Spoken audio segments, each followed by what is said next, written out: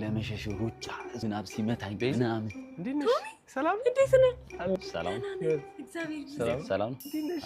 ደህና ነኝ። ስማ ጠፋሽ። በጣም ተጠፋፋ። ኧረ በጣም ያንቺ ሰው አትፈልጊም እንዴ? አይደወልም እንኳን። ኧረ በእውነት ትችያለሽ።